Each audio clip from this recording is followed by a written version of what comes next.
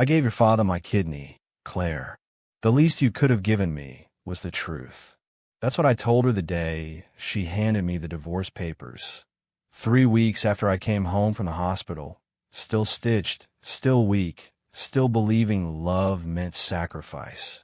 She didn't even flinch, just slid the envelope across the kitchen island like she was closing a business deal. "You used me, Nathan," she said, voice cold as glass. "My father finally saw it too. You thought you could marry into money." 6 months later, her father, Richard Davenport, the real estate magnate who could buy half of Chicago with the change in his wallet, was dead. And his personal physician, Dr. Gaines, found me wiring a light fixture in a client's garage to hand me a sealed envelope with my name printed in Richard's unmistakable scrawl.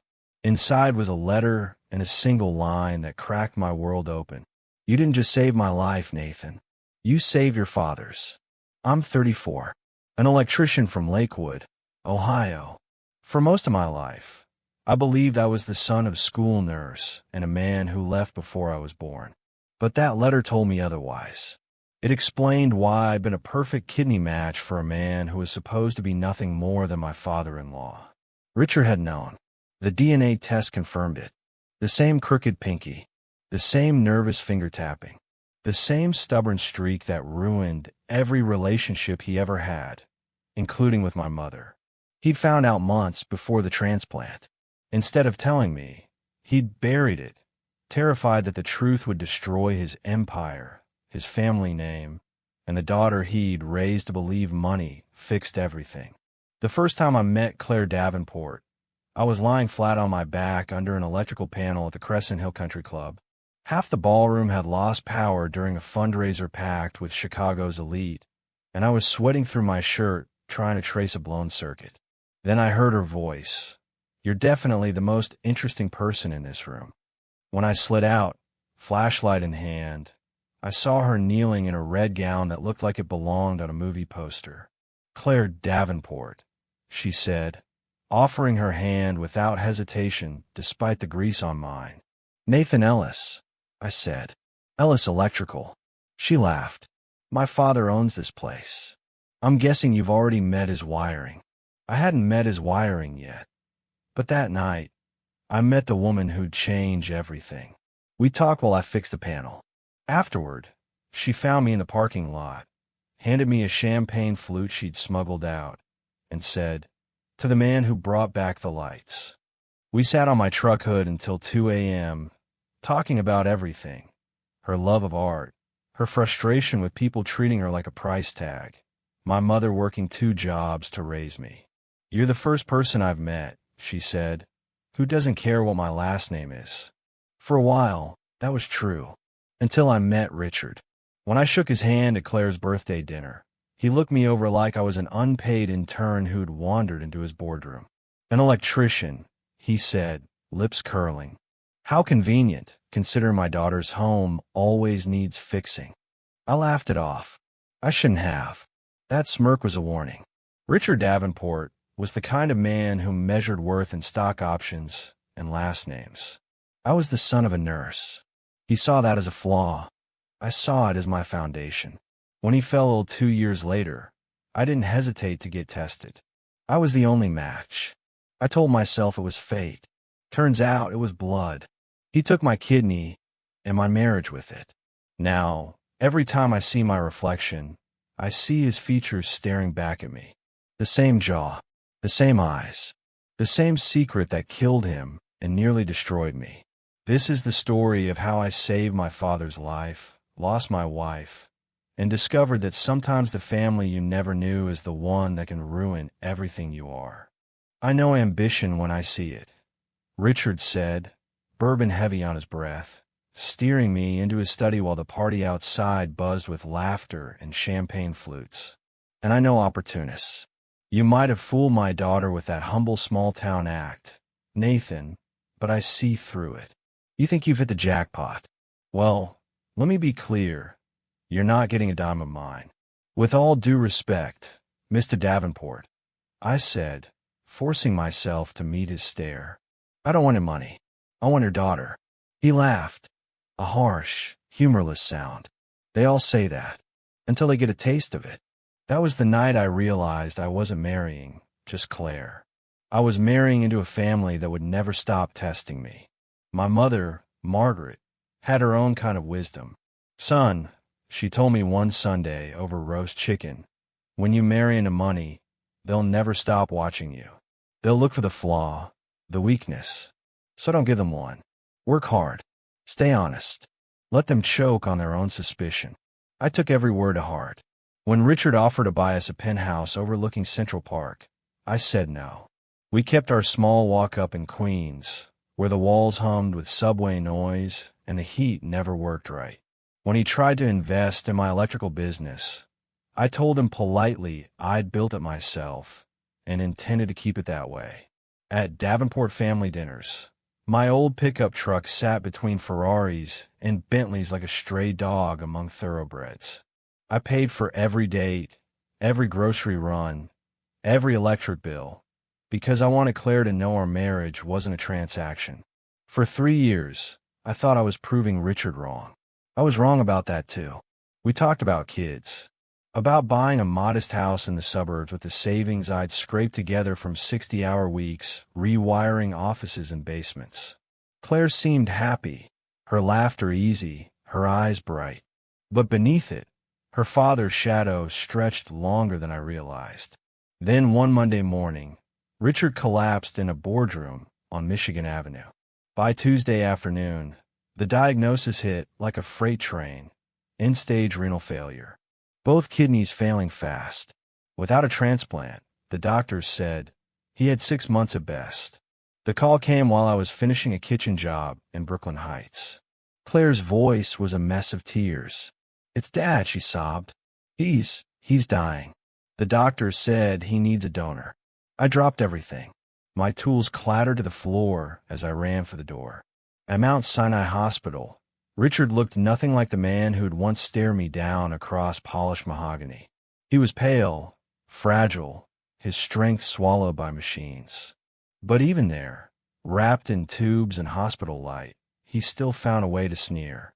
"I don't need your sympathy," he rasped. "I'm not here for you," I said quietly. "I'm here for Claire." The next few weeks blurred into white corridors and waiting rooms. Claire got tested first. No match. Then Richard's brothers, Robert and Charles, both titans in his empire, but allergic to compassion. Neither matched either. "It's not unusual," said Dr. Gaines, his tone careful but honest. "Even among family members, compatibility is rare.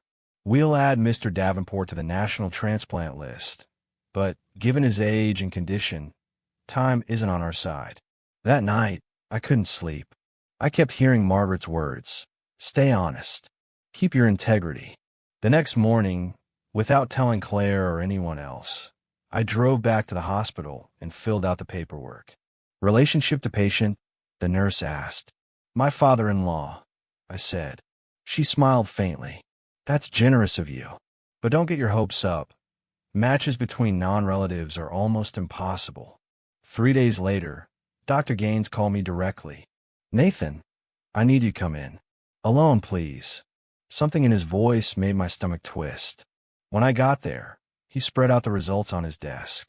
"Nathan," he said slowly, "I've been doing this 20 years.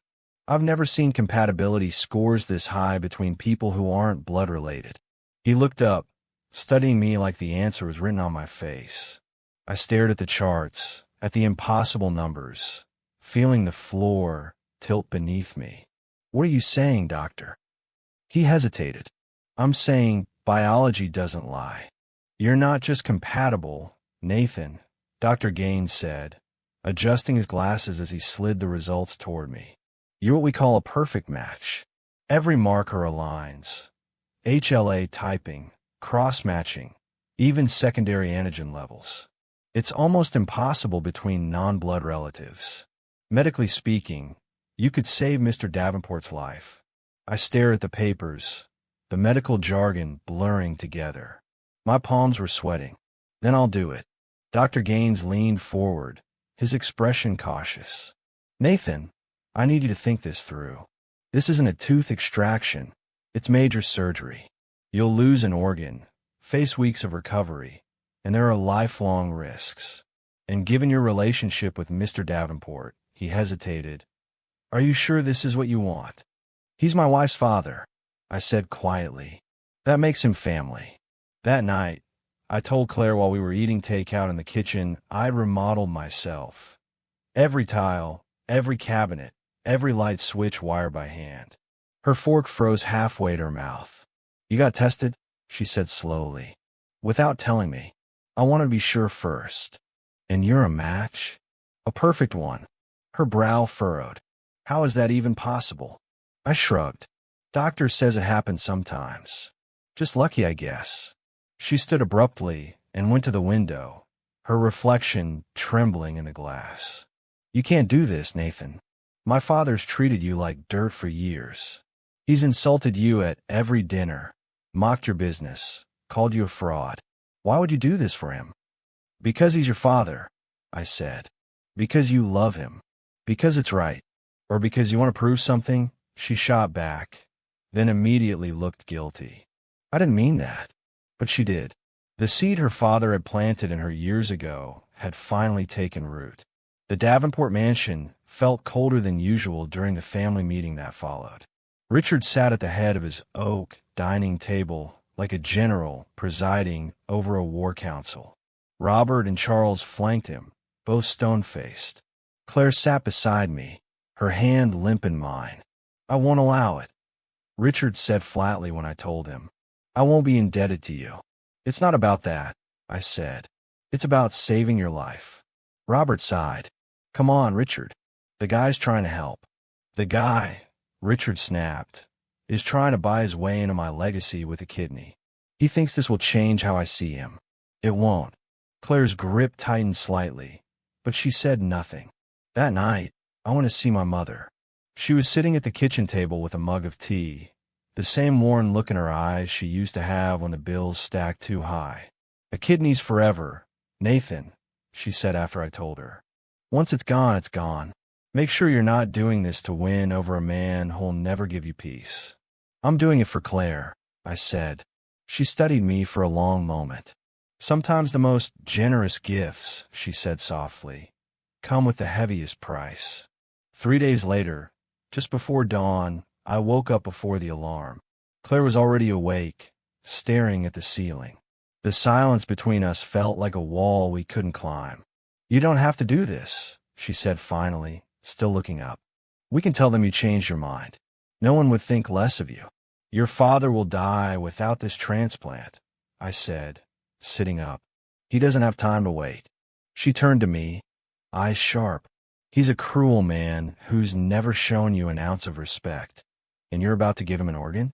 Explain that to me, Nathan. I took a breath. Remember your cousin's kid? The bone marrow transplant? Nobody questioned it then. Family steps up for family, even when it's complicated. You're not his family, she said. He's made that perfectly clear. But you are, I said. And you mine. She didn't reply. At the hospital, they prepped us in adjacent rooms. Richard had demanded a private suite with mahogany paneling and panoramic views of the skyline. I got a small pre-op bay with beige curtains and fluorescent lights that buzzed like anxious thoughts. Mom arrived just as the nurse was inserting my fore. She kissed my forehead like she used to when I was a kid with a fever. I'm proud of you, she whispered. Your father would have been too. I nodded, not trusting my voice. My father had died in a construction accident before I could remember his face. Mom never talked about him much, just said he was a good man who worked hard and loved me. As they wheeled me toward the operating room, I caught a glimpse of Claire through the glass, her arms folded, eyes red, torn between anger and fear. And for the first time, I wondered if saving her father might be the very thing that would destroy us. Mom used to say my father was a good man who worked hard. That was all she ever told me. But lying there in that sterile hallway, waiting for anesthesia to pull me under, I started wondering how many lies we tell to protect the people we love. They were wheeling me past Richard's room on the way to or when his voice cut through the hum of monitors. Stop. The nurses hesitated. Richard turned his head toward me. He looked small under the hospital lights, tubes snaking from his arms, but his voice carried the weight of something I'd never heard before: respect. "Nathan," he said quietly, "whatever happens in there, you need to know something." He motioned for the nurses to pause. "I've been watching you for 3 years. Every test, every insult, every time I try to break you, you didn't take the bait. You just kept showing up, working hard, taking care of my daughter. You never asked for a thing."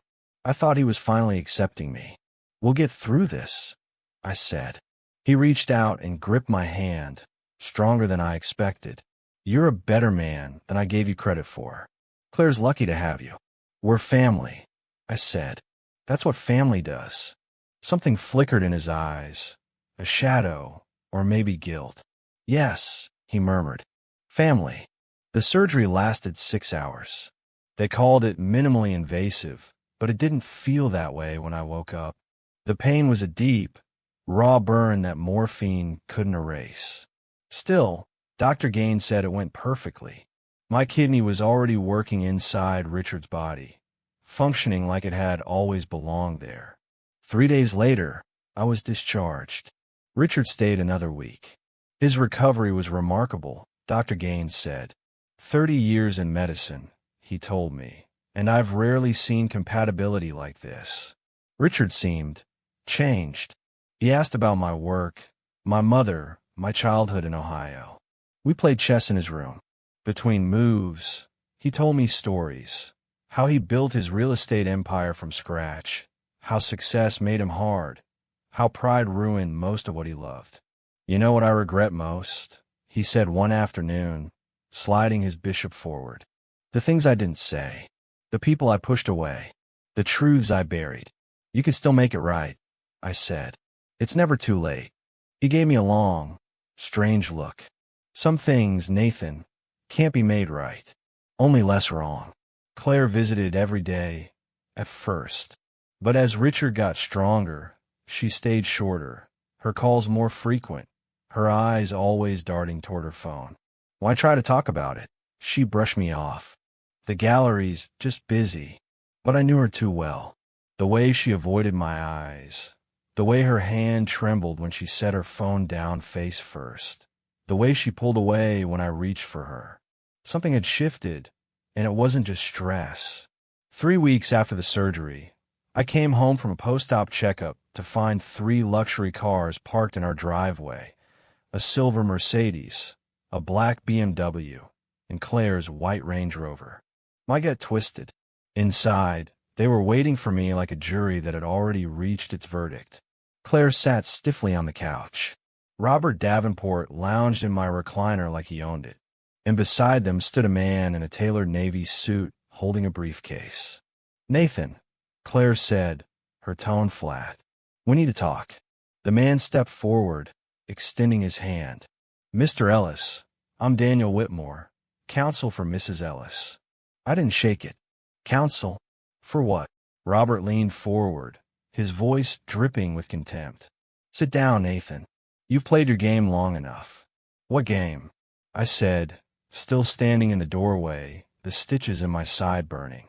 Claire finally met my eyes. Her expression was blank, rehearsed. "I'm filing for divorce," she said, "effective immediately." The room tilted. I had to grab the doorframe to stay upright. 3 weeks ago, I said slowly, "I gave your father my kidney." Her eyes flickered, but she didn't look away. "And he'll never forget it," she said softly. But this was never going to work. Behind her, Robert folded his arms. "You got what you wanted, Nathan. Don't make this uglier than it needs to be." I looked at them, my wife, her brother, the lawyer, and realized the truth that had been staring me in the face since the beginning. I hadn't married into a family. I'd walked straight into a fortress built on money, pride, and secrets. And somewhere in the middle of all that, I'd given away a part of myself, literally, for people who would have rather watched me bleed than see me belong. "Are you serious right now? Don't play the victim," Robert snapped. "Richard told us everything. He saw through your little con from the start. Using a kidney donation to worm your way into the will? That's low, even for a gold digger. For a second, I couldn't even process the words. Richard said this. The same man who'd thanked me, who'd played chess with me every day in recovery, who'd told me I was a better man than he'd ever given me credit for. He was being polite, Claire said, her voice flat. But he called us yesterday from the hospital. He told us the truth about what you're really after. The truth, I said, my chest tightening. Robert leaned forward. He said you probably researched kidney donation laws. Found out that donors often get special treatment in estate planning. You played the long game, Nathan, but it's over. Daniel Whitmore, the lawyer, opened his folder and began laying out papers like evidence at a trial. My client is seeking immediate separation, he said smoothly. Division of assets. And, given the evidence of coercion and manipulation, full forfeiture of any marital claims. Manipulation? I let out a hollow laugh that broke halfway through. I saved her father's life. You tried to buy your way into $40 million, Robert said coldly. But Richard's smarter than you thought. He wanted to wait until after the surgery. Make sure you couldn't back out. Then cut you loose. I looked at Claire, desperate to find some trace of the woman I'd married. You think I planned this? That I researched laws to scam your family? Your father was dying. I was a match. That's all. A perfect match, she said sharply. The doctors said they'd never seen anything like it. How convenient, Nathan.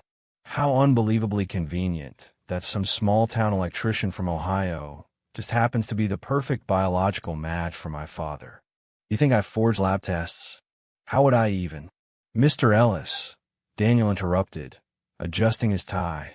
Let's not make this worse than it needs to be. Sign the papers, walk away quietly, and this ends cleanly. Fight it, and we'll make sure everyone knows what kind of man you really are, a calculating opportunist who used his own organ as leverage. The room felt like it was closing in. My incision throbbed. My pulse roared in my ears. I sank into a chair, trying to steady my breath. I need to talk to Richard. This is insane. He wouldn't. He couldn't do this. Robert's smirk deepened. He already did. He's the one who exposed you. He's changed his will to make sure you get nothing, even if Claire dies before him. You gambled a kidney and lost.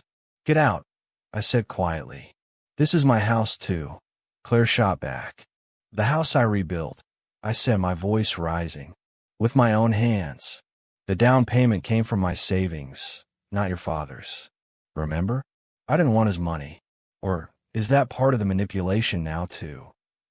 Daniel placed the papers on the coffee table with deliberate calm. You have 48 hours to sign, Mr. Ellis. After that, this gets uglier.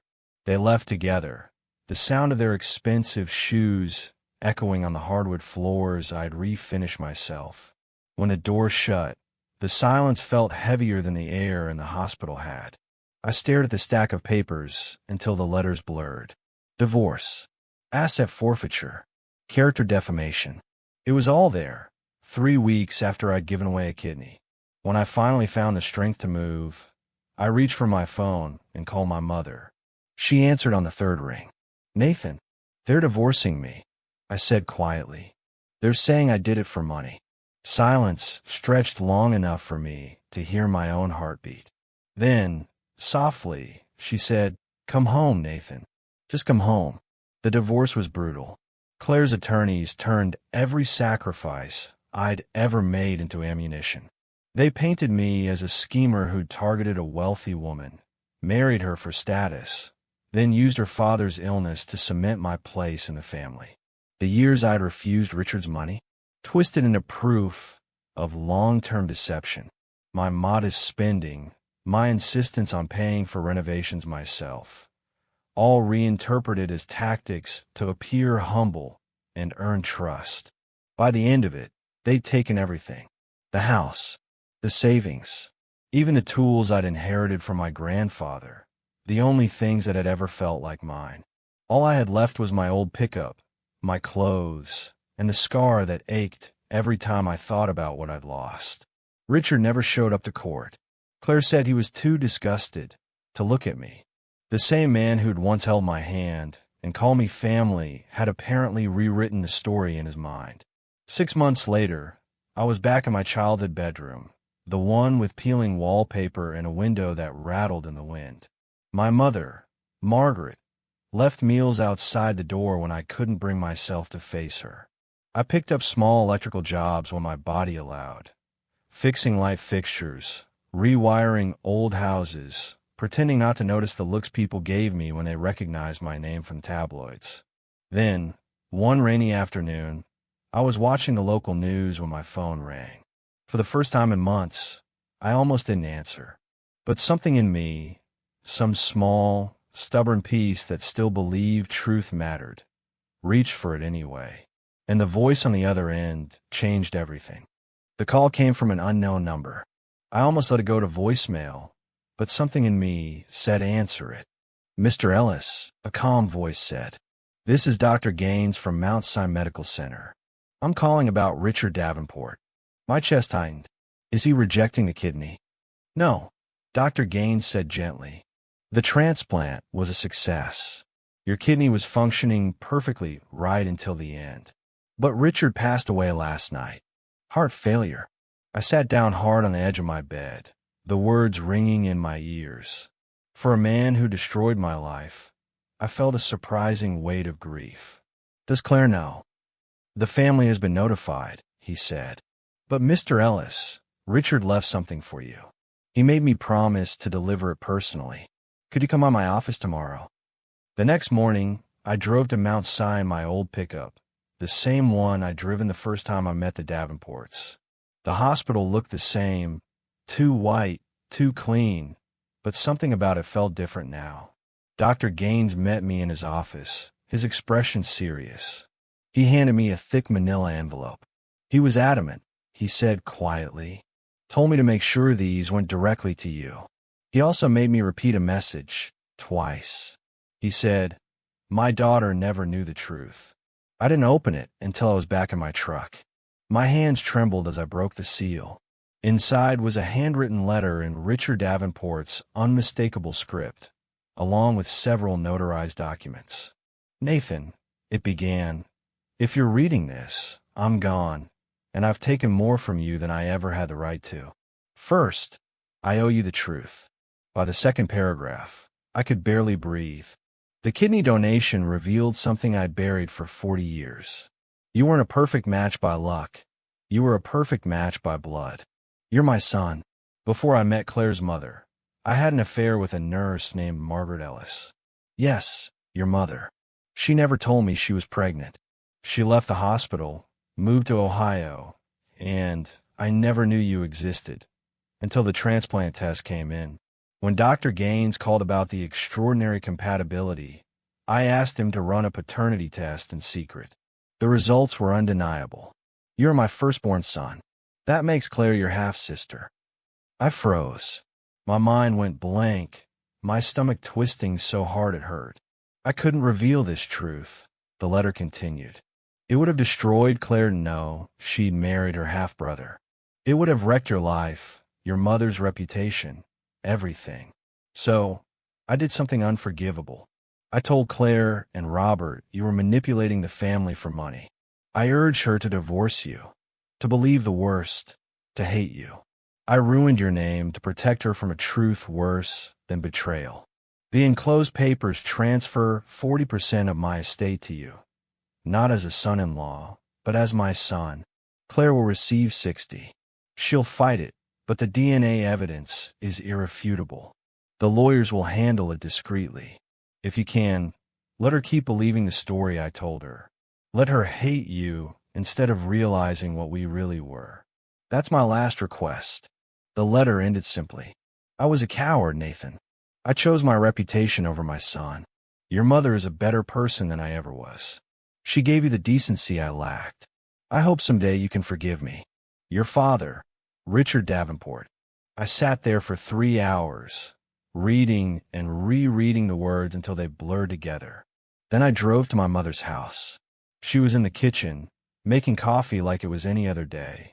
When she saw my face, The mug slipped from her hand and shattered. "He told you," she said softly. "You knew," I whispered.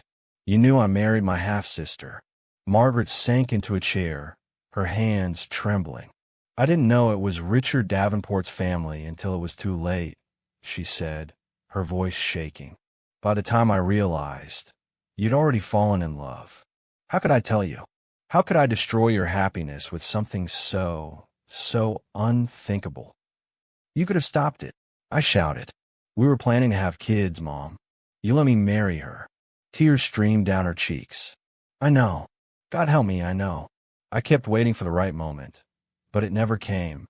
You were happy, Nathan. I thought maybe fate would find another way to spare you. Fate hadn't. It had gutted both of us." 2 months later, the inheritance cleared. $16 million. My name appeared on the documents alongside Claire's, who was now trying to contest every cent. Her attorneys called weekly, offering settlements, demanding explanations. She even hired investigators to dig into my past, try to prove fraud. I never responded. The DNA results stayed sealed. The truth stayed buried. Every night, I'd stare at that letter on my dresser, the one that revealed who I really was, and wonder if silence could ever count as mercy. Because sometimes the cruelest thing you can do to someone you love is tell them the truth. I used the inheritance to rebuild what was left of my life. Not out of greed, but out of purpose. I poured every dollar into expanding my small electrical business, turning it into something bigger than I ever dreamed. We called it Sterling Electric, not after the man who fathered me, but after what the word sterling really means, something pure, something tested by fire, and still standing. The company now provides free electrical repairs for families crushed under medical debt. It's my way of giving light back to people who've spent too long in the dark. Claire still doesn't know. She leaves voicemails now and then, accusations about theft, manipulation, betrayal. I listen, sometimes, just to hear her voice. Then I delete them. She deserves her anger. She deserves a clean story, even if it's built on lies. The truth wouldn't heal her. It would shatter everything she's built since. Some secrets don't liberate you. They become part of your bones. You carry them quietly, because speaking them aloud would turn everyone you love to dust. I never remarried. I couldn't. Once you've lived through love like that, a love built on blood and blindness, you learn that some parts of yourself aren't meant to be shared again. Richard's letter stays folded in my wallet. The paper's worn now, the ink faded.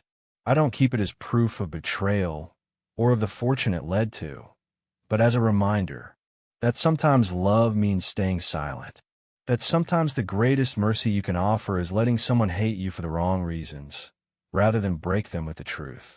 If you've ever carried a secret like that, one that burned every day, but you held on to it anyway for the sake of someone else, then you understand. Maybe that's what love really is. Not grand gestures or happy endings, but the quiet courage to be the villain in someone else's story, so they can keep living theirs. And if this story speaks to you, share it. Someone out there needs to know that silence isn't always weakness. It's sometimes the strongest kind of love there is.